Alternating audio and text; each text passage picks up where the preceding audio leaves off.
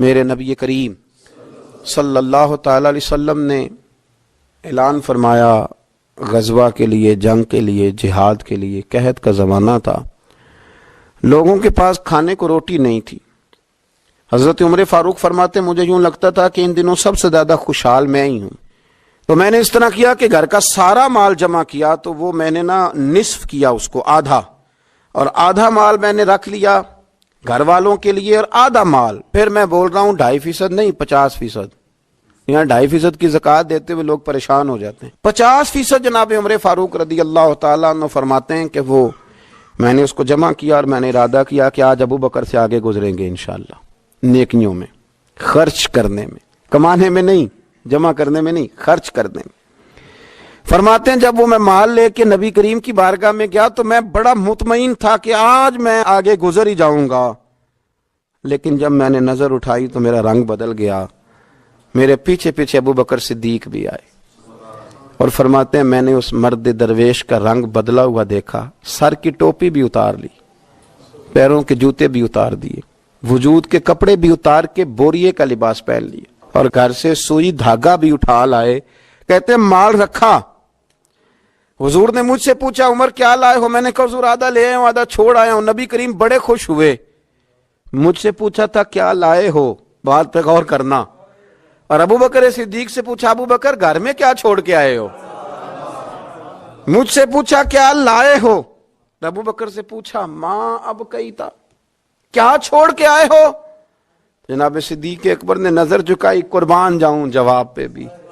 یہ نہیں کہا حضور کچھ نہیں چھوڑ کے، یار یہ بھی تو بندہ کہ سونے سارا ہی لے آیا ہوں، کیوں چھوڑنا تھا، آپ نے حکم کیا تھا چھوڑ، یہ نہیں کہا کہ یا رسول اللہ میں سارا لے آؤں، کیا جواب دیا؟ ماں اب کئی لہم اللہ و رسول، یا رسول اللہ صلی اللہ علیہ وسلم آپ نے پوچھا کیا چھوڑ کے آئے ہوں؟ میں گھر میں اللہ چھوڑ آیا ہوں، اللہ کا نبی چھوڑ آیا ہوں، میرا کو گھر خالی ہے، وہاں اللہ کا ذکر ہوتا ہے، وہاں رسول اللہ کی نعت ہوتی ہے، حضور گھر میں اللہ رسول کا نام چھوڑ کے بھرا ہوا گھر چھوڑ کے آیا ہوں۔ پھر قربان جاؤں میرے نبی کریم پر بھی، حضور سید عالم علیہ السلام نے فرمایا یہ تیرے پیچھے جبریل کھڑے، اور وہ بھی ٹاٹ کا لباس پہن کے آئے ہیں۔ میں نے ان سے پوچھا ہے جبریل آج ٹاٹ کا لباس، آج ٹاٹ کا لباس کیوں پہنا ہے؟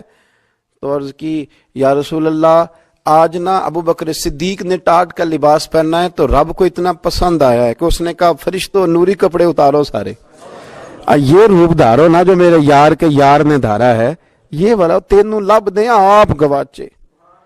سانو اپنی خبر نہ کوئی، ساتھوں پارے نہیں ککھ گلیاں، سانو تے آخ دے لوگ شدائی، ہاں سانو آخ دے لوگ شدائی، سارا ہی رکھ دیا سارا ہی۔ اور ایک جملہ امام سیوطی نے لکھا ہے جس پر وجد کرنے کو دل کرتا ہے۔ امام سیوطی فرماتے ہیں کہ نبی پاک صلی اللہ تعالی علیہ وآلہ وسلم نے کہا کہ ابو بکر میرا رب فرماتا ہے کہ تو سارا ہی لے آیا ہے